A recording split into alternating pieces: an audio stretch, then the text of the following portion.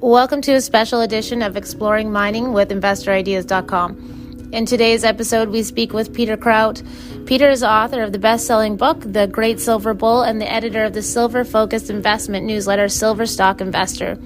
Peter has researched, written, and invested in silver for more than 20 years, using his extensive industry network to uncover outstanding opportunities. He is a precious metals expert and a frequent guest contributor to webinars and financial websites. In this episode, we talk about why silver is a wonder metal, how clean energy is impacting the demand for silver, how adding silver to your portfolio can lower your risk, and where to start investing in silver today. If you'd like to find out more about Peter, you can visit silverstockinvestor.com or you can look up his book, The Great Silver Bull, on Amazon. Well, Peter, thanks for joining us on the show. For listeners who might not be aware of your story, can you give us some background on how you came to be in the silver space? Sure. So thanks, Callie. Thanks for having me. And so I've been researching, writing, and investing in resources for at least 20 years. And silver in particular, the last 15 or so. I'm going to say early 2020, I was doing some freelance writing for mining companies. And prior to that, I had been writing investment newsletters in the resource space.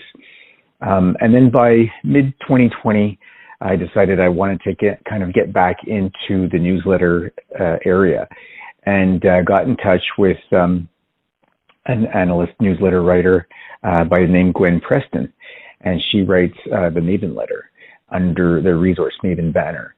And so I connected with Gwen. I wanted to do some research on sort of launching my own letter. We connected well.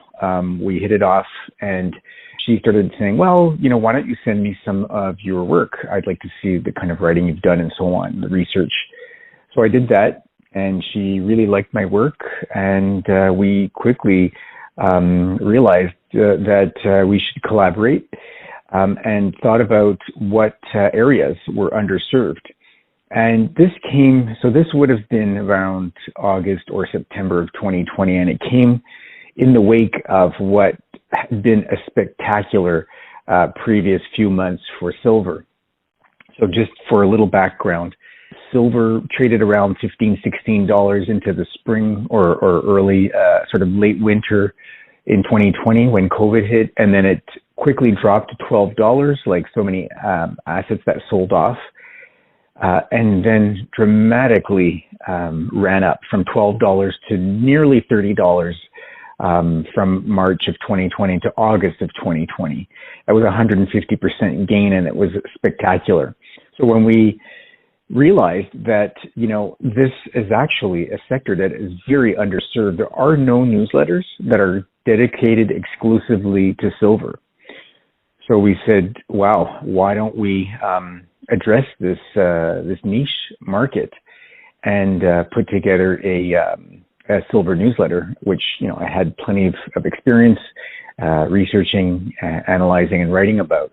So I did that, and by January of 2021, had launched the letter, and fantastic reaction. Very happy with how that's going, and great feedback on it so far. And what's your newsletter called? So that's called Silver Stock Investor, and anyone who's listening can go to silverstockinvestor.com to see more and find out more about the newsletter. You also wrote a book, The Great Silver Bull, that you released this year. Can you tell us why it's a must-have for investors that are interested in silver? Yes. So kind of a funny story with that. Couple of months in, really, only to starting the silver newsletter, Silver Stock Investor, an old colleague that I'd stayed in touch with said, Peter, you really need to write a book about silver. And I kind of turned it over in my mind for a little while. And I said, he's right. I mean, I had been writing and submitting articles to all kinds of investment websites for the prior sort of year and a half, accumulated a lot of research and writing on silver, and that was a good starting point for me.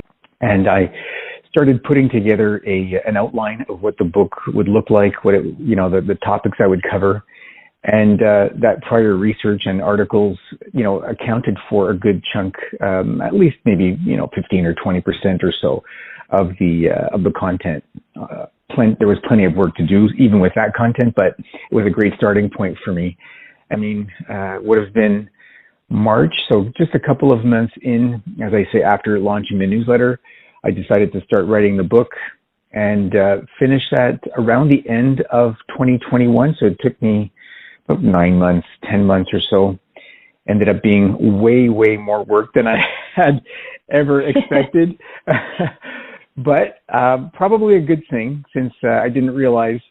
I just went ahead and did it, put my head down, put my nose into it, and stuck with it and got it done. I figured too, this is the middle of COVID. Nobody's going anywhere or doing anything. I've got plenty of time on my hands, so I just got it done. So it's been about nearly 7 months at this point that it's been out. Really, it's split into 5 parts. The first part is a brief history of silver. And then the second part is why silver matters today. So I talk about all sorts of economic, financial events and influences and drivers in the market that make silver more important than ever. The third part is about how silver is an irreplaceable metal. And then in the fourth part, I talk about why silver is unique and the setup, the opportunity and the setup that's likely to make silver soar in the next, say, 5 to 10 years. And the last part is about investing in silver and how I build sort of my ultimate guide to build a portfolio for silver investments. So, and of course, each of those I go into plenty of detail, but a lot of them are very, very short chapters. So it's almost like you can really take small bites at a time and chew on that and digest those and really get to understand all these sort of little bits of information in a succinct way. And I'm just really happy. The feedback that I've gotten from people is that they've sort of seen it as a bit of a reference guide for silver. Everyone from people who are really novices to even I've had one fund manager who manages a silver-focused, which is rare, a silver-focused investment fund. And she told me, she said, this really, she said, I had just finished your book. I really see this as an ideal reference guide for anybody who wants to get an instant picture of the entire opportunity in silver and how to go about, participating in that market and investing in it. Really great reaction to that. Very, very happy with how that's gone. It's been in the top 10 much of the time in its category. So I'm really happy about how that has taken on a bit of a life of its own. You had mentioned before that the foreword you have for your book, there's an interesting personal story. Can you tell us about that for the listeners out there? Absolutely. So yes, this was one of these sort of 11th hour issues to deal with. I had a high profile mining analyst lined up to write the foreword. And at the very last minute, unfortunately, that did not pan out. And so my colleague, Gwen Preston, I was on a call with her and, told her of this issue. And she said, okay, well, let's think about this. Who else might we be able to find? And she has a connection to a geologist who has worked closely with Ross Beatty, who's the founder and former chairman of Pan American Silver, which is the world's second largest public silver miner. So she emailed that geologist. I remember very, very clearly. It would have been around 5 p.m. On a Tuesday. And by 8 p.m., there was an answer actually in my email box from Ross Beatty saying she'd be glad to tackle this task and offered to write the foreword. And so by the next morning, I think it was 8 a.m., I had that in my email box. And the way that foreword was written appears exactly as it is in the book. I changed not a single word. I just thought he nailed it. And it's in there word for word the way he put it together. Oh, that's fantastic. So obviously you have a book, you have your newsletter, you've participated in a lot of interviews and conferences lately. Is there any new data that you would like to share with our listeners from your latest research and analysis of silver? And in particular, can you talk about silver and gold's drop in relation to the interest rates and the US dollar? Oh, for sure. A couple of interesting points I think that are worth highlighting. The first is that there's some recent research by Oxford Economics that, together with the Silver Institute, looked back over the last 23 years. They wanted to determine whether it made sense to include at least some allocation to silver in a diversified portfolio. What would that do to the overall risk and return of the portfolio? So what they noticed was that in an average risk, medium risk portfolio over the last 23 years, if you are diversified across other assets, things like stocks, bonds, commodities, gold, and even stocks and bonds from emerging markets, so really well diversified. But if you include silver, the ideal amount in the last 23 years would have been about 5% silver, which overall absolutely lowered the portfolio's risk and increased its return. And then they decided, okay, so let's see what we think would make sense looking forward. So Oxford Economics has its own models for their outlook on the markets in general, what different asset classes are likely to do, inflation, etc. They also adjust for the fact that they feel silver is undervalued relative to gold, at least. If you do the ratio of silver to gold prices, the silver price is very low. And so their determination was that based on their forecasts, in the next 10 years, it would make sense to have 6%, so even higher holdings in silver in the next decade. Right now, this is sort of some interesting side notes of their research. They say that the average portfolio has no more than about 0.2% exposure to silver, and that's usually indirectly through a basket of commodities. Yes, exactly. So if investors were to bring up their ideal silver exposure, they'd have to multiply the amount of silver in their portfolio by anywhere from 20 to 30 times. So really, it's amazing how, it's undervalued, and portfolios are underexposed to silver for what it can bring in terms of, again, lowering risk and increasing returns. So that's really impressive. And then a second interesting point that I've been looking at very closely lately, again, from the Silver Institute, they put out an annual report. Usually this is in April every year, and it's called their World Silver Survey. But then in November, they do an interim report. So it's kind of an update. I guess brings the numbers up to speed from what they were forecasting in April. Obviously, since most of the year has gone by, they can update those numbers and give you probably, hopefully, more accurate numbers for what they expect for the full year of 2022.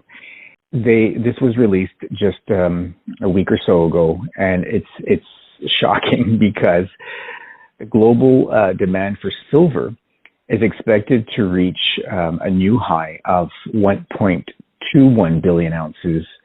It was closer to just a billion ounces last year. And that's an increase of 16% over 2021. And so demand is expected to go up by 16%, and mine supply is expected to go up only 1%. And then there's recycling that's expected to go up by 5%, but recycling really only represents about 15% or so of overall supply. So really, total supply is likely to be up 2%, but demand is going to be up 16%. So huge growth in demand, very little growth in supply for this year. And so that's going to lead to a second consecutive deficit for 2022 after experiencing one in 2021, around 50 million ounces. This year's is expected to be 194 million ounces. So that's a multi-decade high, and it's up 4 times over last year's deficit. So really, really very, very tight silver markets. And we're seeing it all over. We're seeing it in prices for physical silver. We can talk about that perhaps a little bit afterwards, but yeah, that's definitely one of the side effects. And then you'd asked about some things like, what has been happening with silver and gold in relation to interest rates and the dollar and so on. Well, the Fed and other banks, central banks around the world, they've been aggressively raising interest rates, and this is something we haven't seen for, a matter of years at least. While. Yeah, exactly. I mean, it's not long ago, and I'm sure most listeners can remember as little as a year and a half ago, 2 years ago in 2020, inflation was barely 2%. And the Fed just kind of kept lamenting about how they wanted inflation to be a little higher because the economy was anemic and stagnant. And now they really got what they were looking for, and then some. That happened in large part, of course, because of COVID, supply chain issues, demand issues, and so they've seen this really high, sustained high inflation rates. And they were behind the curve, which is, sort of typical, I guess, of central banks. They want to see these numbers go on for a while before they truly believe them. They thought it was transitory. And I had been saying for multiple quarters before they finally caved to, reneging on that transitory claim, that inflation was going to stay high. And so they caught on eventually, started aggressively raising rates, trying to catch up essentially. So starting early this year, that pushed the dollar up dramatically. The US dollar index, is at a multi-decade high. Similar things happened with other currencies. Higher interest rates from the Fed also helps push up bond yields, shorter term bond yields. So these are things where these are assets that compete with silver and gold. Of course, a stronger dollar means you need less dollars to buy silver or gold. And a stronger dollar means, as I said earlier, that bond yields are stronger. So when investors look at what different asset classes they have available to them to allocate their funds to, and they see they can buy bonds that are paying 4.5%, maybe closer to 5% short term, that becomes attractive. So they make the choice to buy bonds. Meanwhile, they feel it's safe. Those yields, by the way, are still negative in terms of real return because they may be paying 4.5%, 5%, but inflation is, say, at 7 or 8%. So they're still losing 2 to 3%, up to almost 4% in some cases. So, but nonetheless, the nominal yield is relatively high, so it's attractive, and investors choose bonds. But the odds are that the Fed, and I was just doing some research on that earlier today, the Fed, at least the Fed, is likely to reach a point where it's going to pause on rate increases. And it's likely that will come in the first part of next year, perhaps the first or even second quarter of next year. It could be a while before they start to lower rates, could be quite some time, in fact.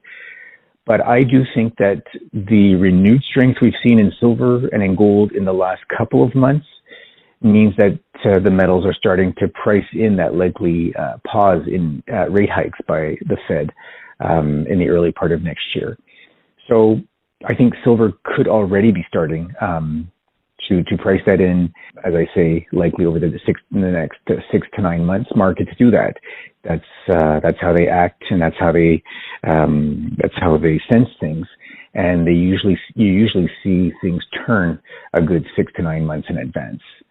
So yeah, I think that makes for kind of a good overview of where things are. Well, you make a very good case for everyone adding silver to their portfolio. Thanks.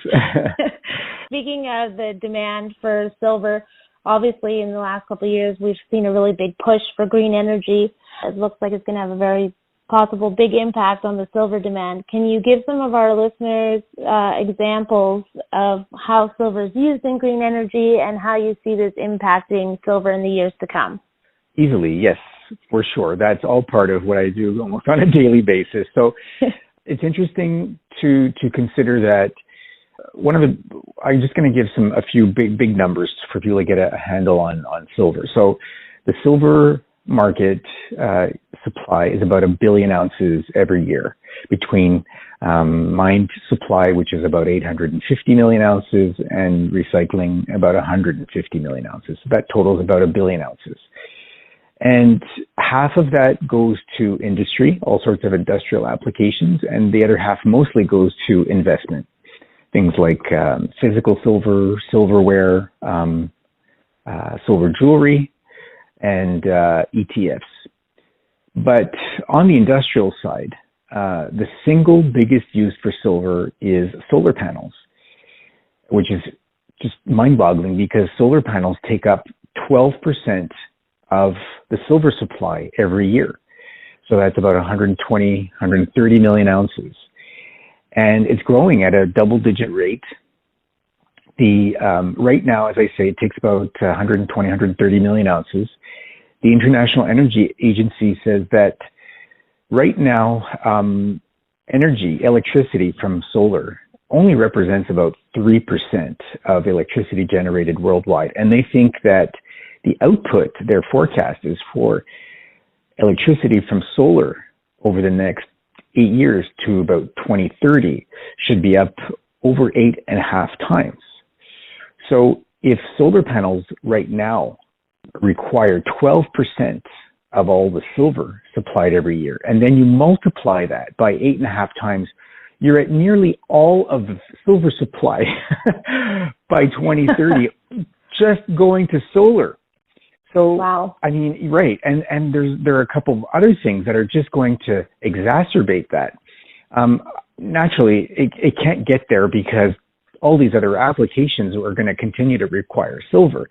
But in the U.S., they have this, $400 billion Inflation Reduction Act, which is very supportive of green energy initiatives. A big one of those is solar, and some research has indicated that it could, within the next few years, it could double the number of solar panel installations in the U.S. So that will boost solar production even further. And then, to layer on top of all of this, solar right now, in the last maybe 10 years, the amount of silver that goes into a single solar panel has sort of dropped off gradually, but in the last few years, it's really flattened. There's only so much silver they can take out of every new solar panel and still have it be efficient enough. But there's always research, and it looks like the next technology in solar will actually require 50% more silver, and this could come as soon as the next year or two. And the following technology after that could require as 150% more silver per solar panel. And then you've got additional developments, things like what are called double-sided solar panels, which absorb light on both sides. So, for example, if you've got a panel aiming, assume a big rectangle, and one side's facing up for the sun or the light, and let's say it's installed in a place where there may be snow underneath that reflects light onto the bottom of the panel. So that could generate from that side plenty of energy as well. Or in an area where, let's say you're in a desert and there's a light colored sand beneath, and that can also reflect plenty of light onto the bottom side of the panel. So you've got these double-sided solar panels that are coming. And then you've got multi-layered panels that have multiple layers of absorbing surfaces within the panel. So each of these requires silver. So the potential demand for silver just from solar is just really mind-boggling. We haven't even talked about electronics, EVs, silver in EVs. EVs require twice as much silver as the traditional internal combustion engine, and EVs are gaining a rapid adoption and growth around the world. And so that should add tremendously to the use and requirements for silver. Silver in electronics, silver consumed, I should say, in electronics and electrical applications is expected to grow by about 50% in just the next 8 years. And then you've got medical applications. Solar has been known as a biocide, meaning it kills bacteria, for thousands of years. People have put silver coins into wine barrels or water storage because it helps to keep it fresher. And it's used today in all kinds of water filtration applications. It's used in tubing, in medical equipment. You have silver nanoparticles in cornea replacements. So really, silver has daily, new applications are being found on the medical side for silver. So really, it's a wonder metal. It's irreplaceable in so many ways, and that just has me so bullish on the outlook for demand for silver. Oh, thank you for sharing that information. I think there's a big disconnect sometimes with people that are investing in the clean tech or green energy space that don't understand or haven't really realized how much you need silver and different metals. And I like the word wonder metal instead of critical metal. I think that's an even better word for silver. So yeah. I think you should coin that. So for any of the listeners that are new to investing in silver and silver exploration companies, can you give them some ideas of where to start? Obviously, your book and your newsletter would be a great place, but anything else that you want to add into that?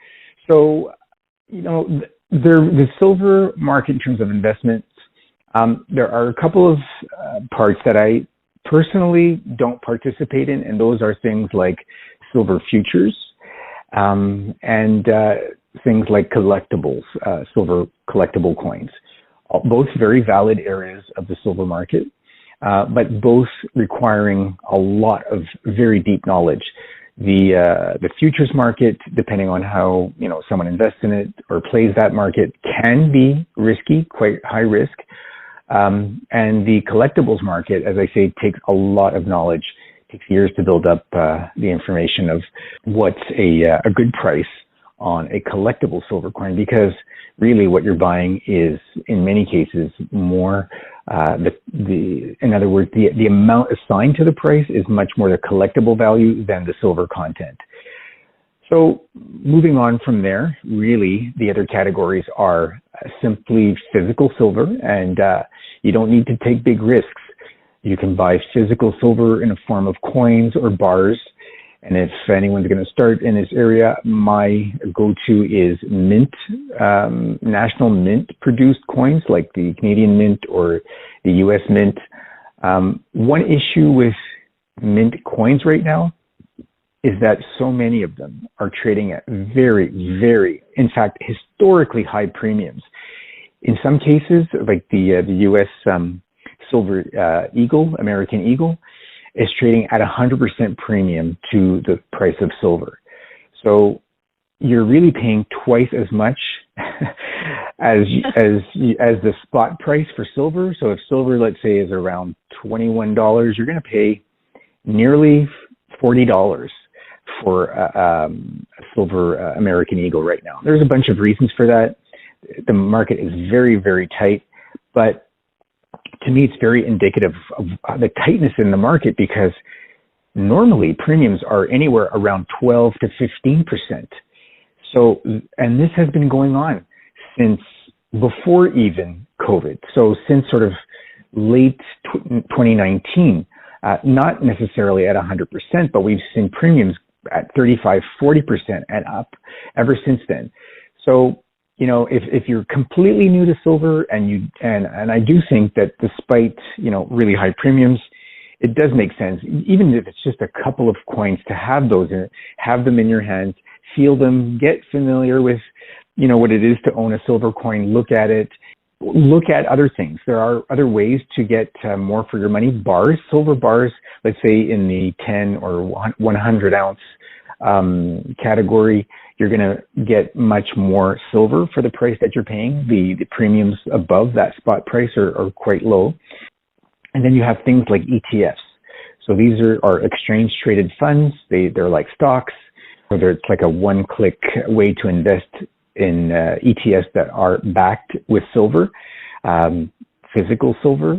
These are not, there are several. They're not all created the same. I do want to specifically point out that I think one of the best ones, certainly one of my favorites, is the Sprott Physical Silver ETF. I believe the ticker for that is PSLV. And it's just because of the way that that ETF is built, how and who is custodian of the silver and so on. I really think that's sort of probably a go-to for a physically backed silver ETF. Then from there, you move to silver ETFs that hold a basket of silver mining stocks. There are a few, and that's a great way. You have instant diversification in silver mining stocks. And then from there, the next sort of level of still relatively low risk, but slightly higher, are either royalty companies or large silver producers. From there, you have mid-tier, sort of medium-sized silver producers. And then you have developers, so companies that have a project that they're moving towards production. And then finally, you have juniors. So these are typically small cap companies that may be maybe working towards developing, but are spending a lot of their time and effort exploring for silver. May have a deposit, some may not. The highest risk ones do not yet have a deposit. But so that's the sort of the highest risk category. It's important for people to realize that silver and the silver market can and is quite volatile. But I do feel there is so much potential. And as I mentioned earlier with that research from Oxford, that holding silver in your portfolio can help lower your risk and increase your returns. People should not shy away from silver just because of the volatility. There are all kinds of ways to adjust and compensate for volatility, and I do talk about those a lot in the book. But people can start with some of the lower risk silver investments, physical silver ETFs, even some of the large royalty companies or producers, and get comfortable with them, and then slowly move up the scale in terms of risk towards some of the companies, if they're comfortable with it, that are perhaps more volatile but have higher return potential. But to give some idea, in the 2000s, between in the first decade of the 2000s, you have some of the largest royalty companies, silver royalty companies, and silver producers that returned a multiple of about 15 to 16 times in the span of a few years. So this is taking amongst the lowest risks you could take and getting massive returns, again, as I say, in a matter of just a few years. And so it's important to know that and to realize that you really don't have to take outsized risk. And I build the portfolio in the book. I talk about this, but I'll just sort of give a little bit of insight.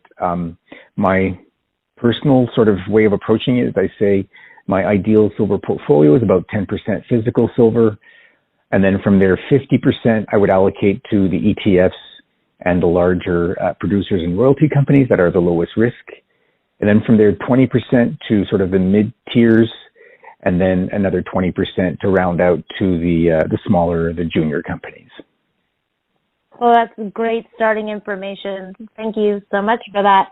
We kind of touched on this, talking about interest rates and some of the research, but is there anything else from your research and what you forecast that we should be paying attention to as this year closes and we come closer into 2023 for silver?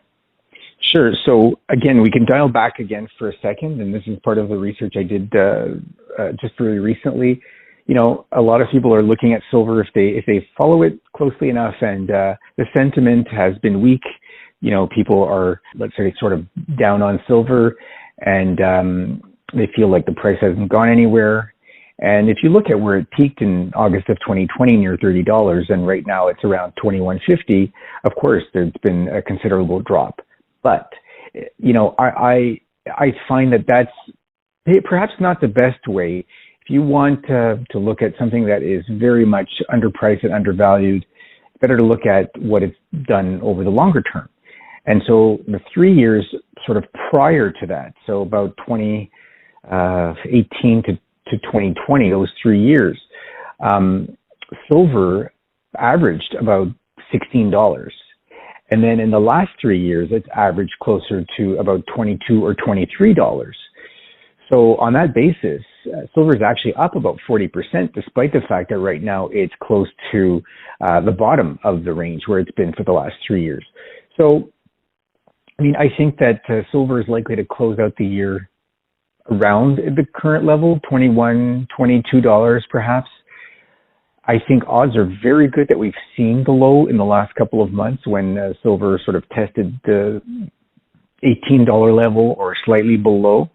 In fact, it's interesting to keep in mind that that is what we call the all-in sustaining cost to produce an ounce of silver, $18 or $19. And so the odds that silver would go below and stay below that level for an extended period are very low, I believe. Producers are going to be producing at a loss, so there's no incentive anymore. So I really do think that's a really good floor. And next year, I think we could see silver perhaps back above $25. That really is not that far from where we are now. It wouldn't shock me in any way. We could probably see that in the first half of the year. Maybe we could even see anything between 25 and 30 in the second half of the year as the Fed pivots. And we see the impact play out on silver shortages that we talked about at the beginning in terms of the huge deficit we're going to see in the silver market for 2022. So yeah, I think that's kind of a good summary of what we might see going forward. And in closing, for all the silver investors out there, what are your words of wisdom and hope for silver? Just to reiterate again, where can everyone find and connect with you and get your book and sign up for your newsletter? Okay. So, I think the biggest takeaway here is that silver really does belong in everyone's portfolio in some form, whether that's physical silver or stocks and the different options that you have. It's really proven itself for thousands of years as a great hedge against inflation and a way to store value. It really was actually, and I do talk about this in detail in the book, it was the world's first true international currency, even before gold. And silver is the name for money in at least 14 languages still today.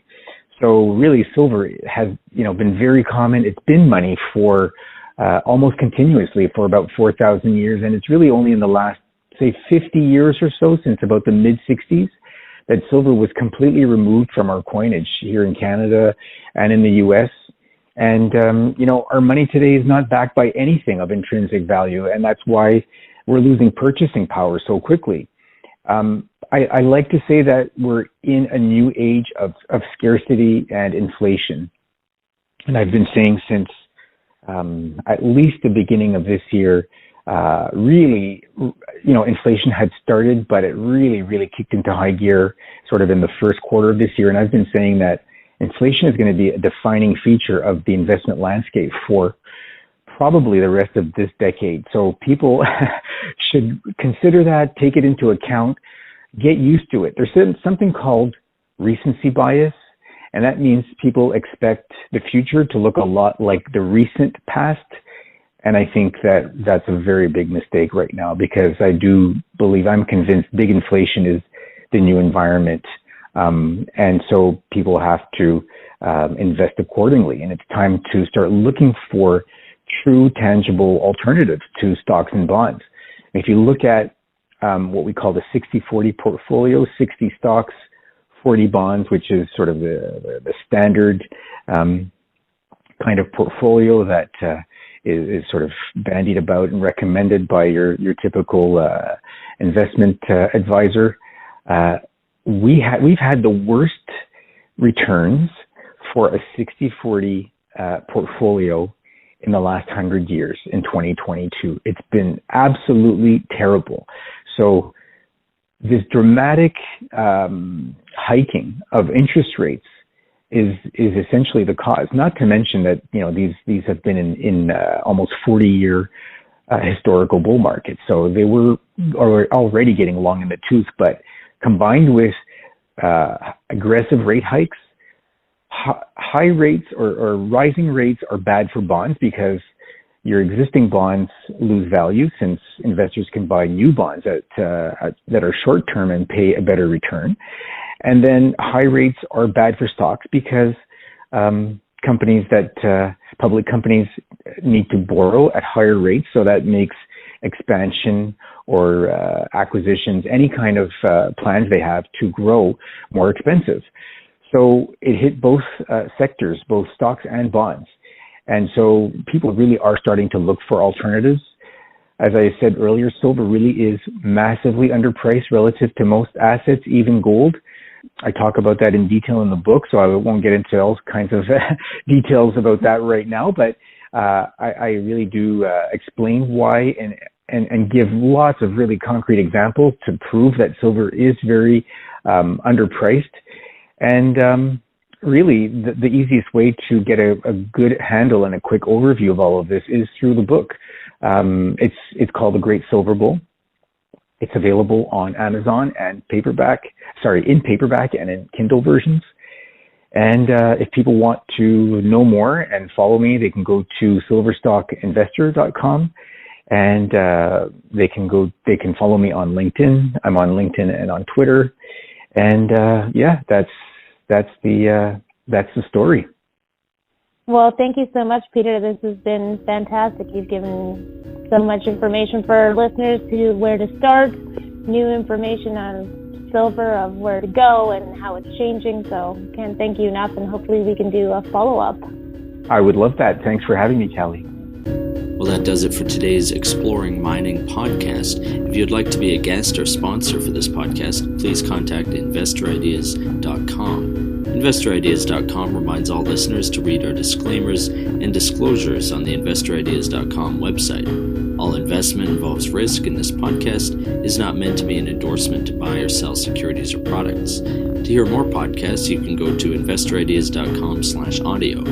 And a reminder, you can also hear our podcasts on iTunes, Spotify, Google Play Music, iHeart.com, TuneIn, Stitcher, Spreaker, and SoundCloud.